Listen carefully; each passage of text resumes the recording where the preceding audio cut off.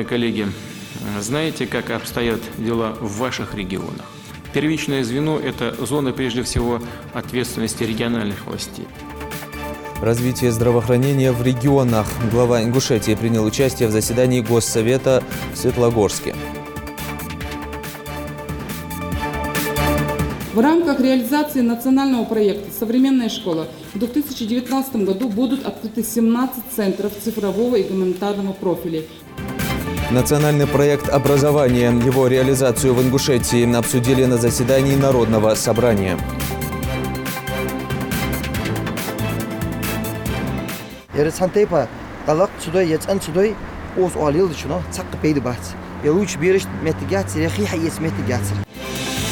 Назранка приобретает первозданный вид. Очисткой и благоустройством реки занялись местные жители.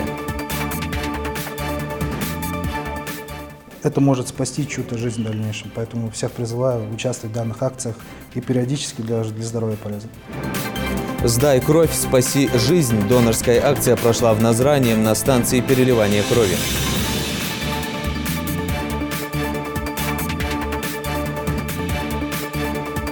Это розы из залона. Это вспененная резина, обычный строительный материал. 25 уникальных работ мастерицы Юлии Чаниевой представлены в музее ИЗО Ингушетии. О проекте «Презентация художника» расскажет наш корреспондент.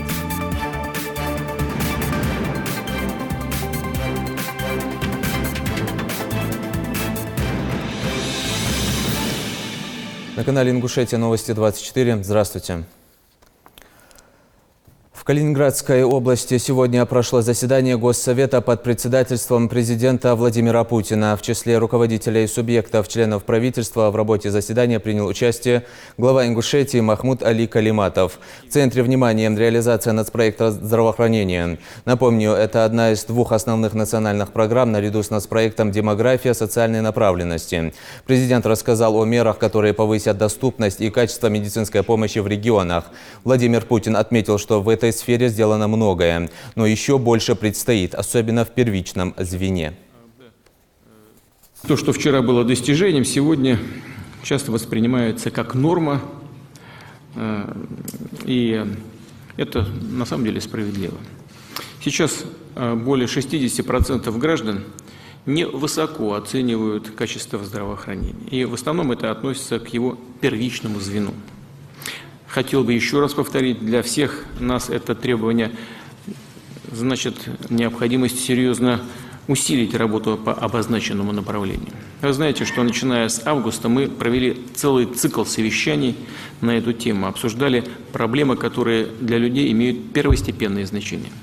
Это низкая доступность учреждений первичного звена, ФАПов, врачебных амбулаторий, поликлиник, районных больниц. Многие здания, как известно, где они расположены, построены еще в середине прошлого века, не ремонтировались долгие годы. Оснащенность диагностическим оборудованием зачастую скудная. Практически везде дефицит кадров. По итогам совещаний и в соответствии с поручениями, которые были даны правительству, были утверждены принципы модернизации первичного звена. На их основе субъекты Федерации должны до 10 января следующего года разработать свои региональные программы и до 1 июля их принять. И вы, уважаемые коллеги, знаете, как обстоят дела в ваших регионах? Первичное звено – это зона, прежде всего, ответственности региональных властей. И у вас есть, безусловно, свой взгляд на решение накопившихся проблем. Хотел бы, чтобы наш разговор сегодня был предметным и абсолютно откровенным. В программе материнского капитала грядут изменения. Президент России Владимир Путин поручил правительству рассмотреть вопрос о возможности использования средств материнского капитала на оплату газификации жилья, его водоснабжения и водоотведения. Кроме того, правительство займется разработкой предложения по формированию за счет бюджетных средств механизма поддержки создания инженерной и коммунальной инфраструктуры земельных участков, выделяемых многодетным семьям, а также земельных участков, выделяемых по программе дальневосточного гектара. Очередь в детских садах, открытие центров дополнительного образования на базе региональных школ. Реализацию в Ингушетии нацпроекта образования обсудили на заседании Народного собрания. О достижениях и проблемах подробно депутатам рассказала исполняющая обязанности министра образования и науки республики. Репортаж Светланы Томовой.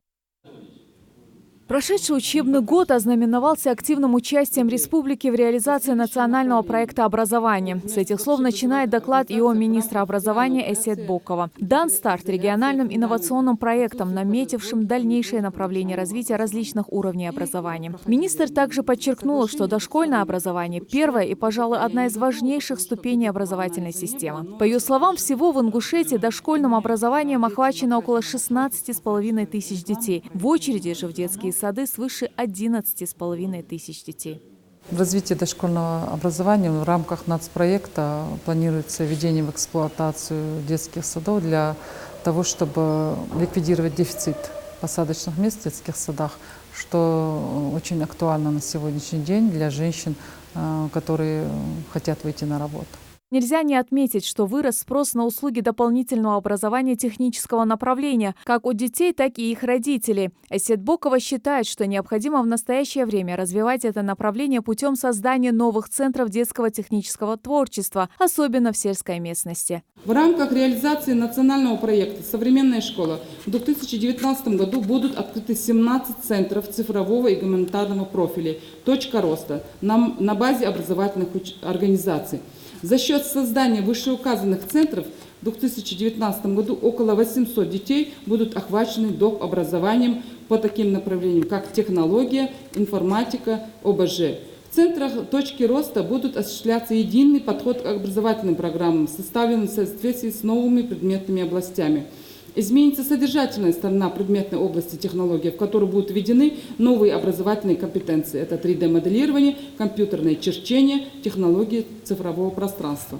Говоря о достижениях, нельзя не отметить и проблемы в образовательной сфере. На сегодняшний день капитального ремонта ждут 78 образовательных учреждений республики. Это и школы, и детские сады. На эти цели необходимы немалые средства. Конечно, особое внимание будет уделяться кадровой политике. Как правило, наши учителя, выпускники нашего университета переходят в образовательные организации уже в качестве учителей. И вот там сталкиваются с большими сложностями и образовательные учреждения, и руководители, и сами учителя. То есть это отсутствие методики преподавания. Поэтому с этой целью приказом министерства будут направлены на образовательные учреждения о обязательном введении в образовательных учреждениях системы наставничества, чтобы молодой специалист был прикреплен к специалисту с большим опытом, и как следствие хотим получить результат учителя, подготовленного учителя. Народные избранники озвучивают самые наболевшие вопросы жителей республики. Депутат Народного собрания Марифа Султыгова поинтересовалась, как обстоят дела с бесплатным питанием для учащихся в общеобразовательных учреждениях. В бюджетной смете 2018-2019, могу сказать, средства на обеспечение горячим питанием учащихся образовательных учреждений не заложено. Вот министр финансов не даст мне соврать, этот вопрос поднимала на уровне правительства на последнем совещании о возможности вернуть эту статью по обслуживанию, потому что у нас социально необеспеченный контингент учащихся, да, которые ранее по закону об образовании. Вообще по закону об образовании ФГОС включает в себя горячее питание. Это булочка и молоко, которые мы сняли с 2016 года, потому что бюджет республики нам не позволял осуществлять эту поставку. Я согласна с вами. Этого требует закон, но горячим питанием у нас не за счет родительских средств только охвачено по республике ввиду отсутствия финансирования. Мы на этом будем выносить этот вопрос на формирование бюджета.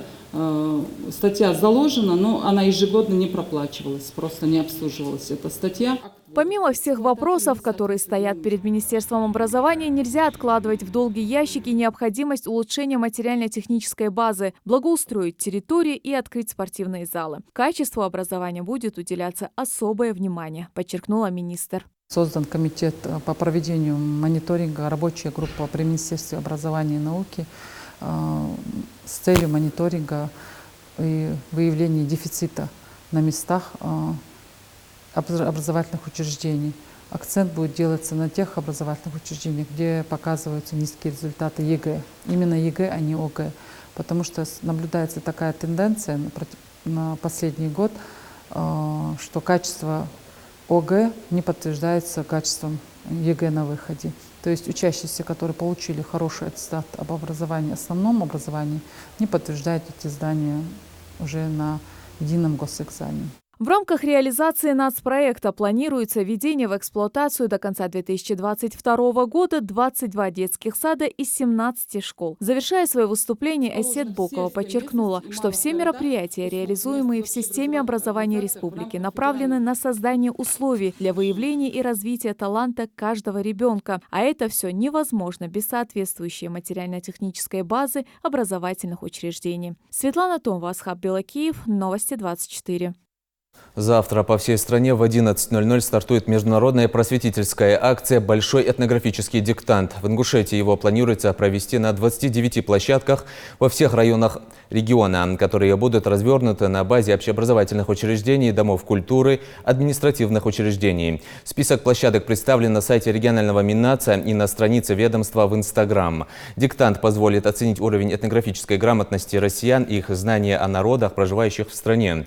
Задания будут состоять из 30 вопросов, 20 из них общие для всех и 10 региональных, уникальных для каждого субъекта. На его написание дается 45 минут. Максимальная сумма баллов за выполнение всех заданий – 100. Отмечу, что принять участие в нем смогут все желающие. Для тех, кто по каким-либо причинам не сможет проверить свои знания на региональных площадках, будет организовано онлайн-тестирование с 1 по 4 ноября на официальном сайте Большого этнографического диктанта.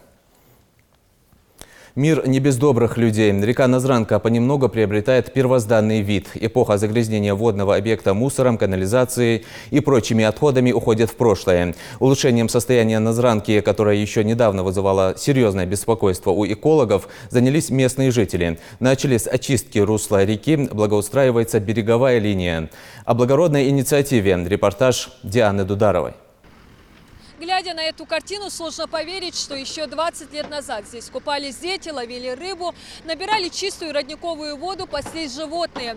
В какой-то момент некоторые жители начали заполнять русло реки Назранка строительным мусором и грунтом, вследствие чего родники иссушились, а от былого места отдыха ничего не осталось. Однако здесь есть жители, которые болеют душой за эти места. Их всех объединила одна цель – вернуть былую красоту реки Назранка.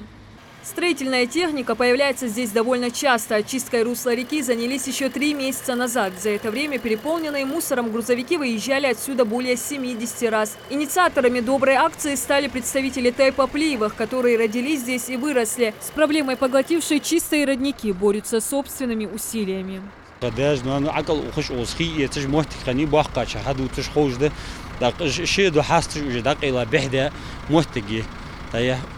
تخبلان فير يحاست حمق بحقاسك حوا أرغر ويرتر وملا سك أبشدي حمتيش تشاستنا هم يوخكش إيه لبوا سك عخي شين صلع خيم ولي خيد علاقة شلتي حبين خلاقة تي إشين ماشين خيد حبين موتك مقوي أخي جوش إش بوه موتك جوش صبرت بيت حمدي ديزر بي يدرك وجه.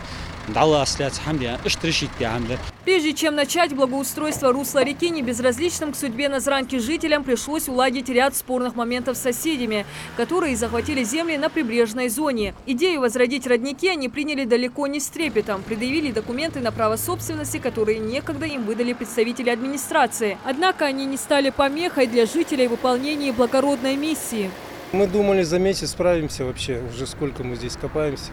Ну, потихоньку будем убирать, а дальше уже все больше и больше выявляется. Забитые родники тоже. Вот здесь 7 или 6 родников уже такие полноценные. Уже вылезли. И я думаю, дальше будем смотреть, чистить. Беды, постигшие Назранку, не ограничились незаконными самозахватами и пристройками. К ним еще присоединились трубы для слива канализации. Сточная труба новой 11-й школы сливает все нечистоты в русло реки. Изначально подрядчик зарекался, что сливаться будут только очищенные стоки. Однако сейчас видно невооруженным глазом, что эта вода химическому воздействию не подвергалась. А зловонный запах от нее распространяется на всю округу. Если же благоустроить реку могут собственными усилиями и денежными средствами, то в этом вопросе местные жители бьют тревогу по всем инстанциям.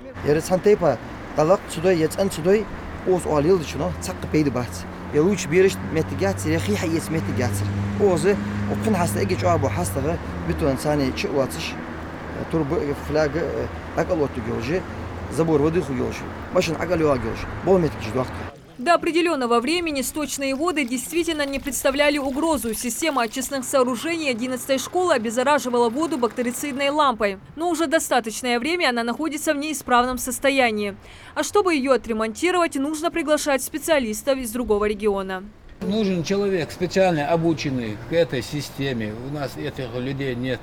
Мы сами обслуживаем как можем ее.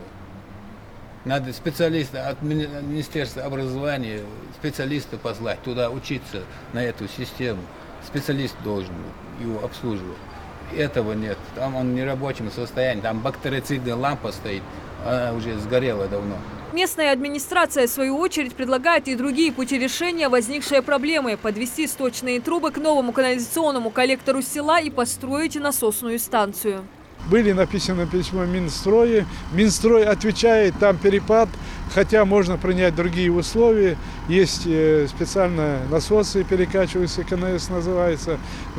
Можно их установить, можно сделать, что сбрасывали. Проходит 300 метров от этого школы, проходит канализационный коллектор, новый построенный канализационный коллектор.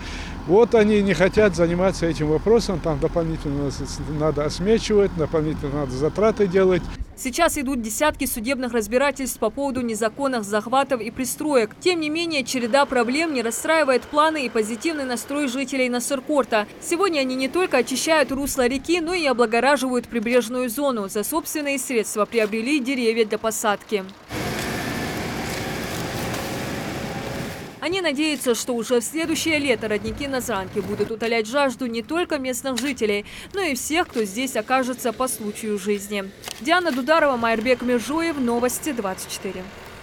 Федеральная служба по труду и занятости населения напоминает россиянам о сокращенной рабочей неделе в начале ноября. У жителей страны после нынешней рабочей недели будут 3 выходных дня подряд. Они связаны с празднованием в следующий понедельник, 4 ноября, Дня народного единства. Но в пятницу, 1 ноября, предпраздничного сокращенного рабочего дня не будет. Зато следующая рабочая неделя будет 4-дневной, со вторника 5 до 8 ноября включительно. Среди лихачей он признан главным врагом после светофора. Искусственная неровность или лежачий полицейский – действенная мера, буквально заставляющая водителя сбавить скорость или же излишнее препятствие. Впрочем, есть как сторонники, так и противники. Но что об этом говорит закон? В поисках ответов на дороге Ингушетии выехала наша съемочная группа. Препятствия для летчиков. Количество так называемых лежачих полицейских только в одной Назрани достигло несколько сотен. Искусственные неровности стали появляться везде. И где положено, и где их быть не должно. К примеру, на магистральных автодорогах. Улица Асканова относится именно к этой категории.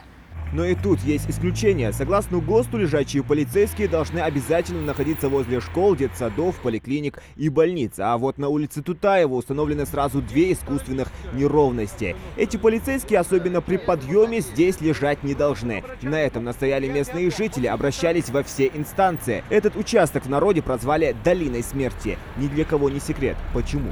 Людей сбивают. За последний год здесь погибло 5-6 человек на данном участке. Поэтому собрать подписи, обратились в ГАИ, дорожное управление, во все инстанции обращались. Богол уже на протяжении нескольких лет Богол его вопрос решить детхон. Дети идут в школу, вот в эту школу идут дети. По этой стороне.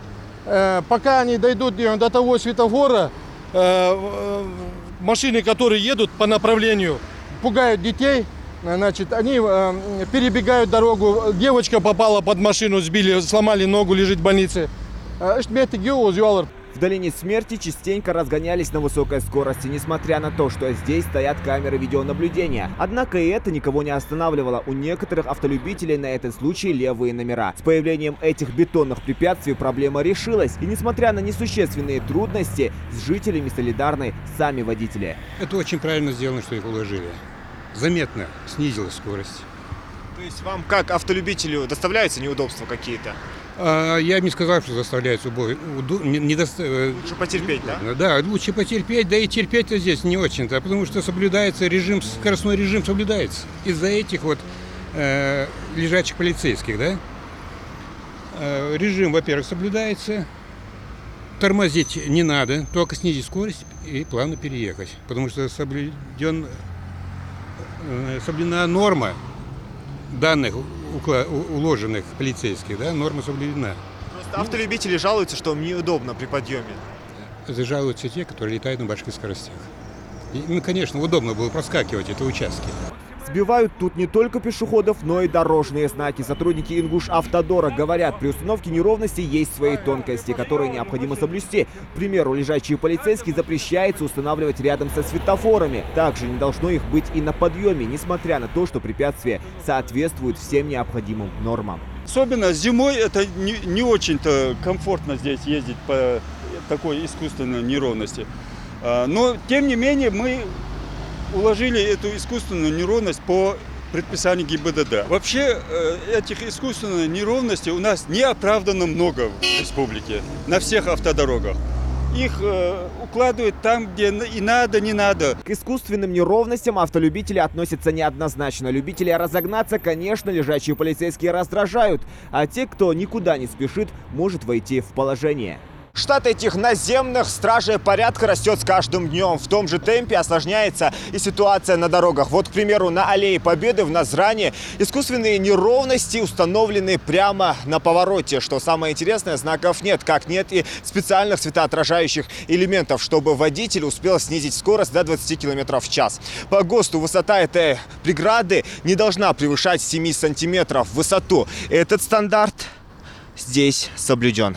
Допустимая ширина лежачего полицейского до 20 сантиметров с каждой стороны. Все зависит от разрешенной скорости движения. Но с летунами, как называют любителя превысить скоростной режим назрановцы, бороться можно только таким образом, поскольку пешеходов здесь не пропускали даже на зебре. Правила же нарушают, нарушают это, шамби движу, о, машин кезик сотью, а пешеходные полоски, ждали я буду школчи, что за код машин ты хаус наха. Машин тут уж положение хранилось, алберж, где все тут сундук баргус, узвахажу постоянно. За установку искусственных дорожных неровностей отвечает Ингушавтодор. Правда, по своему желанию они действовать не могут. Работают только по специальному предписанию ГИБДД. На вопрос, почему в Ингушетии так много искусственных неровностей в неположенном месте, сотрудники дорожной инспекции не отвечают. Остается только догадываться. Наверное, этому способствует высокая аварийность в регионе и неугомонные лихачи. Зелимхан Калоев, Джамалей Тамасханов, Новости 24. Специалисты Роспотребнадзора озвучили итоги контроля безопасности кондитерских и хлебобулочных изделий. Так, за 3 квартала текущего года проведено 43 проверки в отношении хозяйствующих субъектов, занятых в этой сфере. А на потребительском рынке забракованы и изъяты из оборота 10 партий хлебобулочных и 32 партии кондитерских изделий. Причиной забраковки являлось нарушение права потребителя на получение полной и достоверной информации, отсутствие товаросопроводительной документации. Результаты проверок предприятий, осуществляющих производство и реализацию мучных продуктов, констатируют целый ряд нарушений. Неудовлетворительное санитарно-техническое состояние и санитарное содержание предприятий, нарушение поточности технологического процесса, несоблюдение условий хранения и сроков годности продукции, нарушение сроков прохождения медосмотров персоналом. По фактам выявленных нарушений составлено 28 протоколов об административном правонарушении. «Сдай кровь, спаси жизнь» донорская акция прошла на станции переливания крови. Ее приурочили ко Дню народного единства, который отметят 4 ноября. В числе активистов были и депутаты местного самоуправления. Подробности в сюжете нашего корреспондента. Просто чай с печеньем или вареньем, но без употребления молочной продукции. Эти требования предъявляются ко всем желающим принять участие в акции «Сдай кровь, спаси жизнь». В числе доноров и Тимур Яндиев. На станции переливания он впервые. Кровь ранее не сдавал. Признается, что от одного вида иглы уже не по себе. Однако желание оказаться потенциальным спасителем чьей-то жизни намного сильнее. Ничего сложного в этом нет, абсолютно безболезненно. И это может спасти чью-то жизнь в дальнейшем. Поэтому всех призываю участвовать в данных акциях и периодически для здоровья полезно. Процедура довольно-таки простая. Нужно пройти просто несколько кабинетов, сдать кровь, посмотреть группу крови, узнать, какие есть противопоказания. И если все нормально, то можно подняться. Первый раз даете кровь? Да, первый раз. Участник акции с многолетним опытом Али Гадиев к специальному донорскому креслу уже привык. На предплечье накладывается резиновый жгут. После местной дезинфекции врач приступает к процедуре забора крови, к которой он относится без всякого волнения. Процедура известная, прохожу нормально, спокойно. Ничего тут такого сложного нет. Наоборот, проверяем, что, как у нас состояние здоровья. Обычно мы не приходим, так хоть еще это, что. На первый взгляд может показаться, что любой желающий может прийти и сразу сдать кровь. Этому предшествует всего несколько несложных этапов. В первую очередь нужно заполнить в регистратуре анкету донора. В ней содержатся вопросы о здоровье, на которые следует отвечать максимально честно. Задача этого документа – выяснить, будет ли кроводача безопасна как для донора, так и пациента, которому будет сделано переливание. Я тут не первый раз, я сдаю кровь регулярно. Эта акция мне знакома. Акция «Сдай кровь, спаси человека».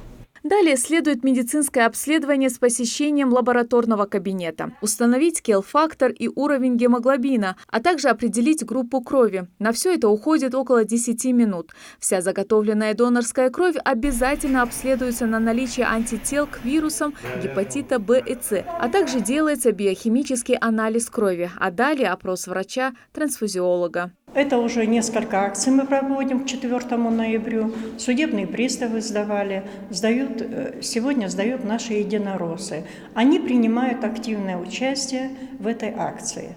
Следует отметить, что страхи людей, не решающихся на сдачу крови, чаще всего боятся не столько вида крови или иглы, а сколько риска заразиться. При сдаче крови никогда в жизни вас не заразят, потому что гемокон стерильный, одноразовый и при вас открывается. Такие акции здесь проводятся постоянно. Сотрудники различных ведомств и учреждений республики все больше втягиваются в это, несомненно, благородное дело. Светлана Томова, Адам Мережков, Магомед Шаухалов. Новости 24. В Москве в рамках вечера профессионального бокса «Дерись и побеждай» ингушский боксер-профессионал Альберт Хамхоев единогласным решением судей одержал победу над бойцом из Грузии Бадри Гогичашвили. На счету грузинского боксера чуть более 20 боев. В поединке Альберт изначально контролировал ситуацию на ринге и держал превосходство над соперником. После нескольких точных попаданий концентрация оппонента была потеряна, в связи с чем и удалось Хамхоеву выиграть бой. Это его вторая победа в профессиональном боксе. Открытие международного кинофестиваля «Золотая башня» состоится в Ингушетии 7 ноября. Кинофестиваль пройдет в республике уже в 6-й раз. В этом году на «Золотую башню» заявлено более 50 кинокартин. Свои фильмы представят режиссеры из регионов страны, а также из стран ближнего и дальнего зарубежья. За символическую статуэтку кинофестиваля поборется и фильм от национального телеканала «Вербовщики». В рамках кинофорума пройдут мастер-классы и встречи с режиссерами. Отмечу, что кинофестиваль проводится с целью усиления культурно-просветительской, искусствоведческой и информационной функции кинематографии и для более широкого ознакомления жителей Ингушетии с достижениями российского и мирового кино. Ну а ее творчество охватывает разные направления декоративно-прикладного искусства. 25 уникальных работ мастерицы Юлии Чаниевой представлены в Музее изобразительных искусств региона. Проект презентации художника включает в себя картины, цветы, украшения, композиции, притягивающие взгляд любителей прекрасного. Дана Плиева оценила. Картины из изолона, понос с искусственными фруктами, ростовые цветы, декоративные композиции из мыльных роз и изделия из атласных лент. 25 работ Юлии Чаниевой, отражающих кропотливый труд и огромное желание творить. Это розы из изолона, это вспененная резина, обычный строительный материал, который уже приделали рукодельницы для создания цветов разных. То есть покупается, он метражом продается, и уже формируешь, вырезаешь лепестки, нагреваешь его и придаешь им форму разную. Какие вот материалы вы используете? Ой, самые разные. Изолон, фоамиран, гофрированная бумага, разные, даже отходные материалы, которые мне он на работе собирают, приносят бусинки разные, бисер, все несут. Увлеклась декоративно-прикладным творчеством мастерица еще в детстве. В школе принимала участие во всех кружках и конкурсах. Примером для нее послужила мама, мастер на все руки, как называет ее Юлия. Она у меня вяжет замечательно тоже. В детстве, помню, она всегда мне рисовала. пока сама не научилась. Рада каждой работе, я ей присылаю, она у меня живет в Тюмени, далеко, и я ей постоянно отправляю свои фотографии. Рукодельница окончила художественно-графический факультет Тобольского пединститута. Уже 5 лет работает преподавателем по рисованию и черчению во 2-й Сунжской школе. А также ведет кружок по декоративно-прикладному искусству. Для нее главное – передать свои умения детям и привить им чувство прекрасного. Специально для маленьких гостей выставки она устроила небольшой мастер-класс. За несколько минут гофрированная бумага, нитка и деревянные палочки в умелых руках мастерицы превращаются в изящную розу. Перетягиваем. Давай другой лепесток. Я хотела очень сильно попробовать, и у меня чуть-чуть получилось. Получился чуть-чуть цветок. Мне эта выставка понравилась.